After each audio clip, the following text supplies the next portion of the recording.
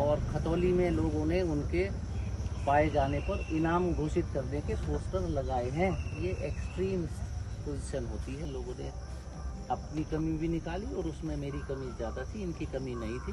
मेरी कमी ज़्यादा निकाली और उस कमी पर हमने काम किया। मंगलौर में इस वक्त मौजूद हूं और मंगलौर विधानसभा सीट पर उपचुनाव होना है। 10 जुलाई को यहां पर वोटिंग होनी है और यहां के जो प्रत्याशी हैं चुनाव के आखिरी कह सकते हैं चरण में पूरा दमखम लगाते हुए यहां पर दिखाई दे रहे हैं प्रचार प्रसार करने में।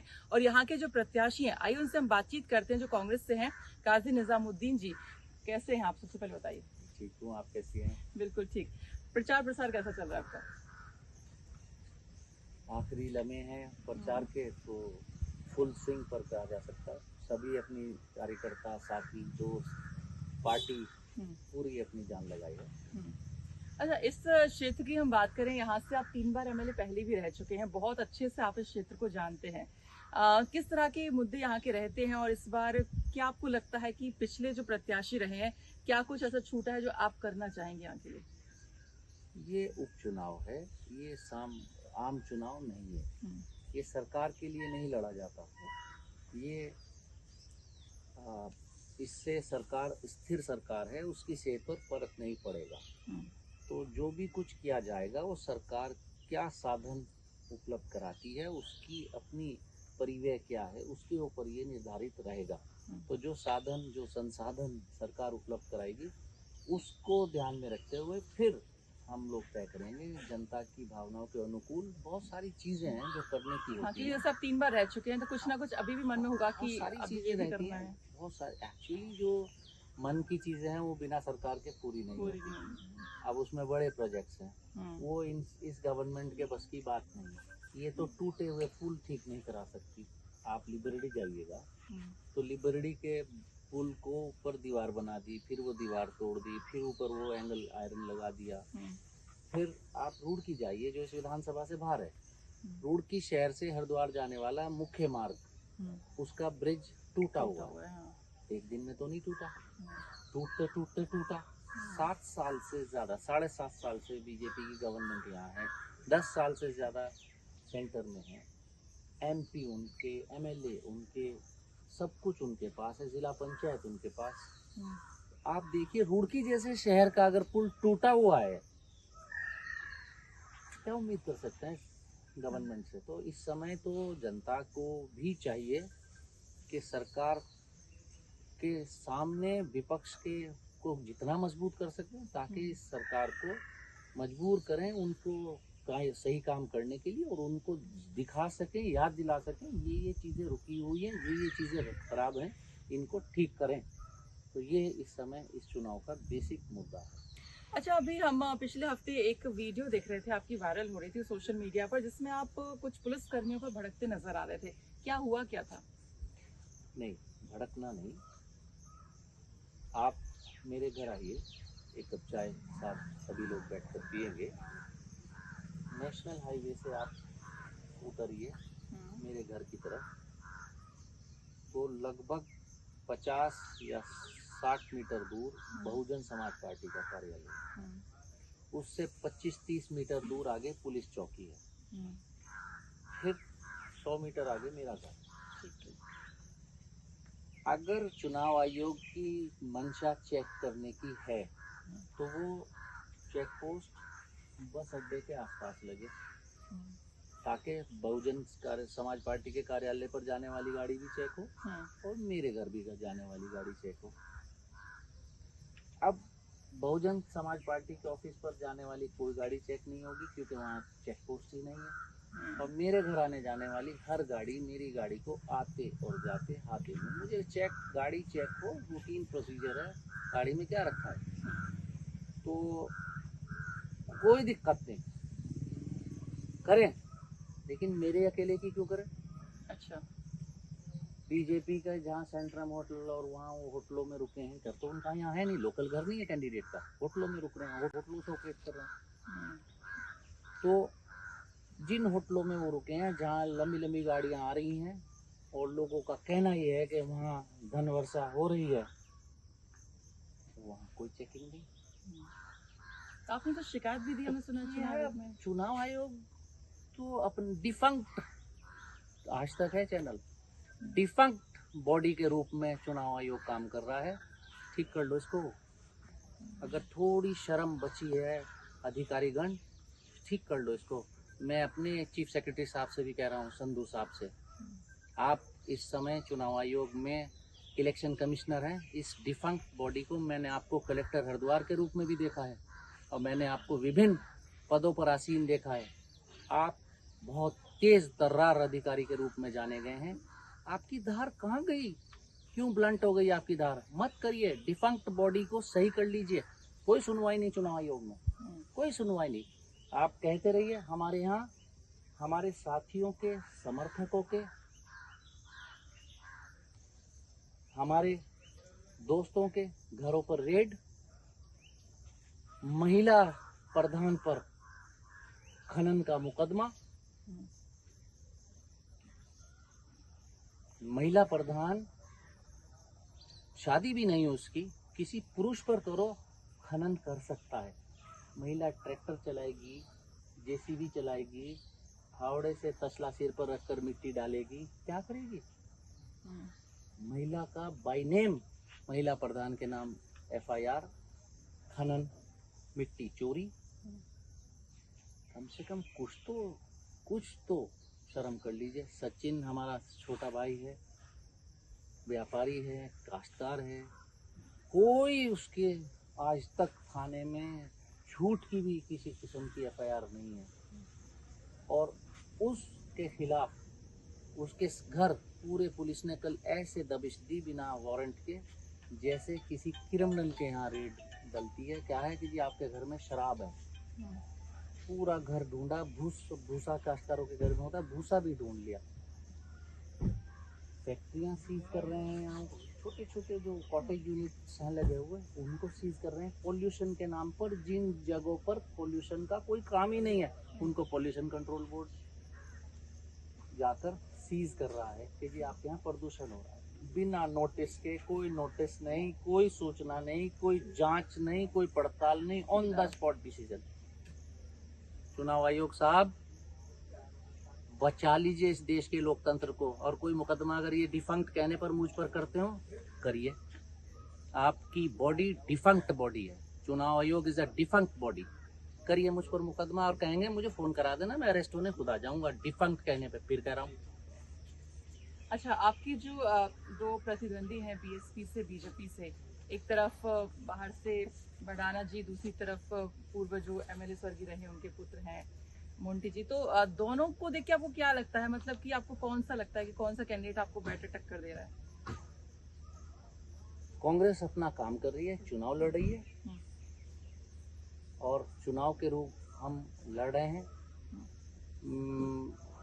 जितने हमारी वोटर ईवीएम में कैंडिडेट्स हैं, सभी को हम सीरियसली लेंगे और सभी कैंडिडेट से हम चुनाव लड़ रहे हैं, चाहे उसमें किसी पार्टी का कैंडिडेट हो या इंडिपेंडेंट कैंडिडेट हो। हम किसी के प्रति हमारी नॉन सीरियस अप्रोच नहीं है।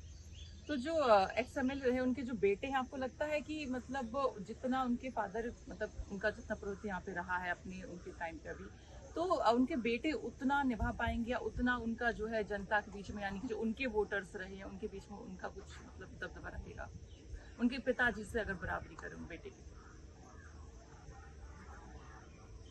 लोकसभा का चुनाव अभी हुआ था, भाजपा के कैंडिडेट भी यहाँ, हर व्यक्ति जो चुनाव लड़ता है वो अपने घर, अपने कार्यालय से चुनाव लड़ता है। वो होटलों से चुनाव लड़ रहे हैं। यहाँ 2 होटल हैं बराबर बराबर, कभी इसमें और कभी इसमें, वो आगे पीछे बदल रहे हैं। होटलों से चुनाव लड़ रहे हैं, तो उनका तो पता ही स्थायी नहीं है। तो जिसका पता ही नहीं है, मानिए कल को किसी को काम पड़ जाए और कोई उनसे मिलने जाने लगे तो कौन से शहर और किस जगह जाएगा, ये भी तो क्षेत्र के लोगों को पता होना चाहिए। जहां वो पहले चुनाव लड़कर आए हैं वहां गुमशुदा के उनके पोस्टर छपे थे। जिस गांव में हम खड़े हैं इसके बराबर वाला गांव भी उन्हीं के यहाँ से कोई चुनाव में एमपी रहे हैं, एमएलए रहे हैं, वहाँ भी गुमशुदा के पोस्टर लगे हैं। यहाँ से 2 किलोमीटर दूर गांव है, धमात 2 किलोमीटर है यहाँ से, 2 किलोमीटर दूरी पर है। तो वहाँ गुमशुदा के पोस्टर लगे हैं। 2 किलोमीटर दूर है, ज़्यादा नहीं। कहीं आप सोचें कि मैं 200 किलोमीटर दूर की बात कर रहा हूँ, तो पास में ही है। यहाँ धमात में उनके गुमशुदा के पोस्टर लगे हैं और खतौली में लोगों ने उनके पाए जाने पर इनाम घोषित करने के पोस्टर लगाए हैं। ये एक्सट्रीम पोजीशन होती है जब, तो ये सब लोग तो गुर्जर उससे आते हैं समुदाय से, आपको लगता है कि उनका गुर्जर होना मतलब यहाँ के जो जातीय समीकरण है उसमें कुछ इम्पैक्ट करेगा? कांग्रेस ने, मैंने कभी जातीय समीकरण पर चुनाव नहीं लड़े। और इत्तफाक की बात है, आपने मुझे फ़ोन किया कि इंटरव्यू करना है, तो इत्तफाक की ही बात है कि मैं सकौती गांव, मेरा पहले से प्रोग्राम लगा था, कोई कैलकुलेटेड प्रोग्राम तो नहीं था। तो ये मेरा तो पहले से निर्धारित था। आपने कहा कि मुझे मिलना है, मैंने कहा मैं सकौती पहुंच रहा हूँ, आप यहाँ जाइए। अगर आप उचित समझें, आप कैमरा घुमा कर देख लीजिए और सर्वे कर लीजिए, इनमें से कितने गुजर हैं, कितने नॉन गुजर हैं। कोई बिरादरियों पर चुनाव नहीं होता। सकौती गुजर बहुल्य गांव है जिसमें हम खड़े हैं। आप अभी मेरे साथ चलिए, गांव के पिछले गांव रिजल्ट्स उठाकर देखिए। हम यहाँ से जीतते आ रहे हैं इस गांव से। तो जाति की बात वो करते हैं जो लोग कमज़ोर होते हैं, जो लोग ज़मीन पर नहीं रहते, सड़क पर नहीं रहते। हम लोग इनसे, हमारा इनसे मरने में, जीने में आना जाना है, अच्छे बुरे में आना जाना है। इन लोगों की भावनाओं को मैं समझता हूँ, मेरी काम करने की शैली को ये समझते हैं, और हम सब लोग एकजुट होकर, इकट्ठे रहकर हर दिशा में हम सब एक दिशा में चलते हैं। तो हमें आज तक महसूस नहीं हुआ। अगर जातियों पर चुनाव होने लगता तो मैं तो फिर अपने वार्ड का, नगर पालिका की मेंबरी का चुनाव लड़ने के योग्य भी नहीं पाया जा सकता। तो जातियों पर कभी लोकतांत्रिक चुनाव नहीं होते। जातियों से चुनाव होते तो मोदी जी कैसे प्राइम मिनिस्टर बनते, मनमोहन सिंह कैसे प्राइम मिनिस्टर रिपीट होते। जातियों से चुनाव नहीं होते। अच्छा देखिए, चुनाव में जैसे हार जीत तो लगी रहती है, कोई जीतता है कोई हारता है। आप किसी सीट से 3 बार जीतते आए हैं। अगर हम पिछले चुनाव की बात करें तो हमने देखा है कि बहुत ही नाम मात्र के अंतर से आप हारे थे। तो आपको ऐसा उम्मीद थी, क्योंकि आप 3 बार जीतते आए हैं, लेकिन पिछले चुनाव में ऐसा हुआ, तो जब आपने रिजल्ट देखा तो क्या सोचा, मतलब ऐसा क्या हुआ कि आप, क्या कोई कमी रह गई, क्या सोच रहे थे तब? होती है कभी कभार, कोई कमी बहुत ही रह नाम जाती मात्र है, हो जाती है वो कभी कभी, और वो कमियां थी, हमने महसूस की। इस 2 साल के बीच में उन कमियों को हमने दूर करने की कोशिश की। हम अपने सभी सहयोगियों के, साथियों के साथ विचार विमर्श किया। इन लोगों ने अपनी कमी भी निकाली, और उसमें मेरी कमी ज़्यादा थी, इनकी कमी नहीं थी, मेरी कमी ज़्यादा निकाली, और उस कमी पर हमने काम किया। और उस कमी को दूर करने का रिजल्ट आपने लोकसभा के चुनाव का जो रिजल्ट है वो उसका प्रतिबिंब है। तो क्या उम्मीद कर रहे हैं, जो लास्ट मतलब इलेक्शन रिजल्ट का जो 1% का गैप था करीब करीब, वो इस बार खत्म हो जाएगा? अभी हमारा प्रयास तो 1 से बहुत ज़्यादा का है, उसके आगे 0 लगाने का है। लेकिन अब देखते हैं कि क्या होता है। ये तो जनता, सकौती गांव के रूप में आप देखिए, यहाँ के लोग महसूस करते हैं कि उनके साथ कौन रह सकता है, उनके बीच कौन रह सकता है, उनकी सुनवाई कौन कर सकता है। इतनी गर्मी में, ह्यूमिडिटी में कोई अपना काम छोड़कर ऐसे नहीं खड़ा हो सकता जैसे ये सब लोग खड़े हैं। ये एक सैंपल सर्वे के रूप में आपके सामने है। एक और आखिरी सवाल, आपने यहाँ पे कहा था कि जो अभी लोकसभा चुनाव हुए हैं, तो इसमें कहीं ना कहीं मंगलौर की जनता ने नेशनल मतलब जो मुद्दे थे उनको मतलब दरकिनार कर, जो इनके मुद्दे हैं उसको ध्यान में रखकर जो है यहाँ पे वोट किया था।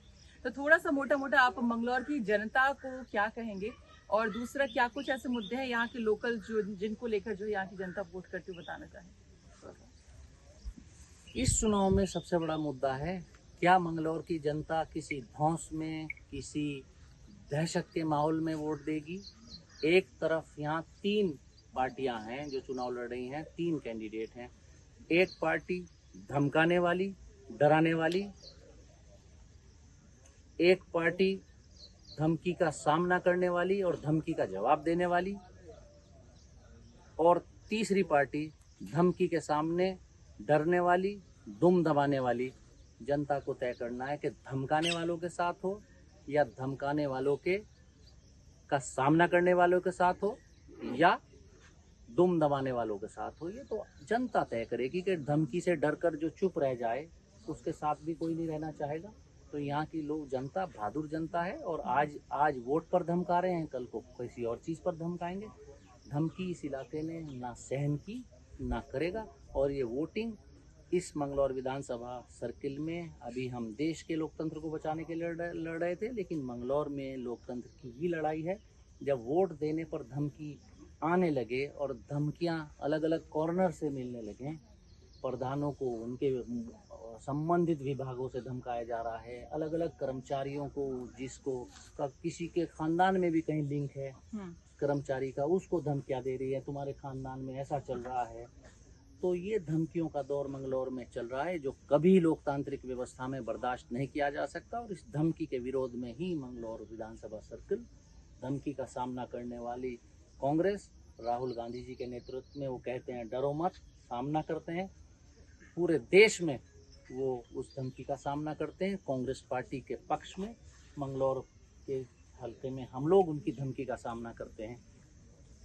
तो धमकी का सामना करने वालों के साथ ये क्षेत्र रहेगा और भारी मतदान कांग्रेस के पक्ष में ये मंगलौर विधानसभा सर्किल करेगा।